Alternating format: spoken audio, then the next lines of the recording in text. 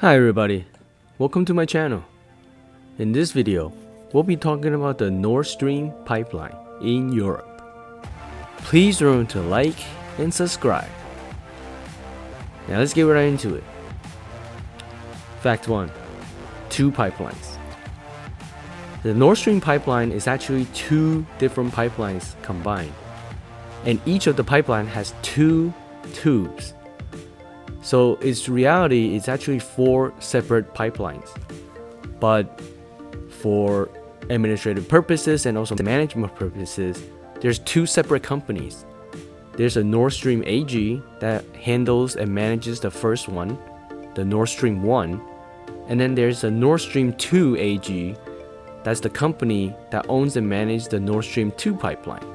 Another interesting bit about both of these pipelines is they run roughly the same exact course through the Baltic Sea. Really, the only difference is the origination points. Nord Stream 1 originates from a different location in Russia than Nord Stream 2. Alright, let's get into the next fact. Fact 2. Germany, Russia, French, and Dutch. This project was mostly introduced by the Russians. In fact, the Russian gas company Gazprom owns 51% of the pipelines. And so they are the majority holders, but the remaining 50% is actually spread out among other European nations. Germany comes next with the most ownership, followed by French and Dutch. Germany is the second largest ownership because the fact that these pipelines land in Germany. These pipelines terminate themselves in Germany, and German companies are really responsible for procuring and transporting the gas from Russia into Europe. The minority companies of the French and Dutch companies have so little ownership, probably because they simply do not need that much natural gas. In fact, if you think about it, France runs mostly on nuclear power.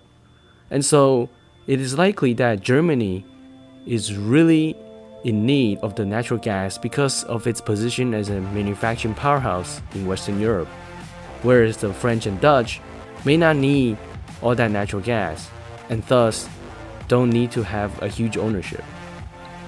So to completely make sure you understand, really the Nord Stream is between Germany and Russia. Alright, let's get into the next fact. Fact 3. Nord Stream 2. So, the Nord Stream 2 is a brand new pipeline that has been completed through the Baltic Sea, running parallel with Nord Stream 1. And the origination of the Nord Stream 2 pipeline is simply because they want to double the capacity of the Nord Stream pipeline, the Nord Stream 1 to be exact. The problem, however, is the fact that the United States disapproved of Nord Stream 1 in the first place and really didn't want Nord Stream 2 to be built. But they did it anyway. And so they made Germany, the government of Germany, to promise that if there's a war in Ukraine due to an invasion from Russia, they need to cancel and stop the Nord Stream 2 pipeline. And Germany agreed. And so construction went underway and was completed. However, before beginning to use the Nord Stream 2 pipeline, Russia did invade Ukraine, and the Germans hold up their end of the bargain to stop the operation of the Nord Stream 2 pipeline. Germany never awarded the permit to operate, and Nord Stream 2 AG, the company that owns and maintains the Nord Stream 2 pipeline, had to lay off all its entire staff because they built an expensive pipeline through the Baltic that cannot be used. Alright, let's get into the next fact. Fact 4. Bypass countries. The Nord Stream pipeline has been controversial right from the start. Yes, the United States had a huge problem with it, but so did several Eastern European countries. In fact, Poland, Czech, and Slovakia, and the Ukraine were both vehemently opposed to the pipeline.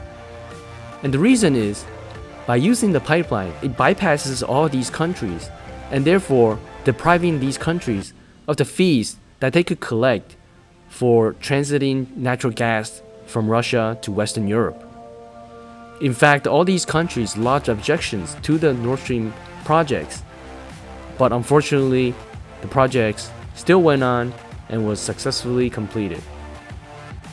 All these countries started losing millions and billions of dollars simply because natural gas is now bypassed and going through the Baltic Sea.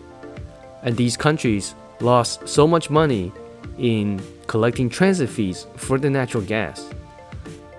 However, the counter-argument to these countries was the fact that they are at capacity in terms of natural gas transfer, and they don't have any more land or usable areas to construct another pipeline.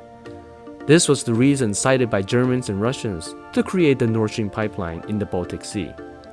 I'm not so sure if there's really no space because it's a pretty large area, but who knows. Alright, let's get into the next final fact, the United States impacts.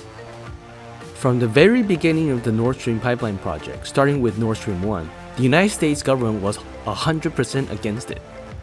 Their argument was that this pipeline will make Western Europe so dependent on Russian energy resources that they will be influenced by Russian governments. And so the American government passed all sorts of sanctions against companies doing business regarding the Nord Stream 1 and Nord Stream 2 pipelines. And this lodged huge complaints from the European countries, and they asked the United States to stay out of European affairs. But the United States does what it wants and still sanctioned quite a number of companies and officers in the project.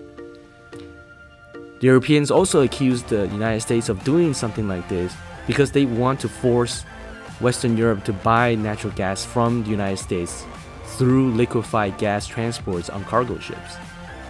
Now, I'm not sure who is right or who's wrong, but if a European government tries to meddle with United States affairs, I'm sure the United States would not care either and do what it wants. So it's really up to each other. Alright, that's it for my video today. Thank you so much for watching. Please remember to like and subscribe. See you next time.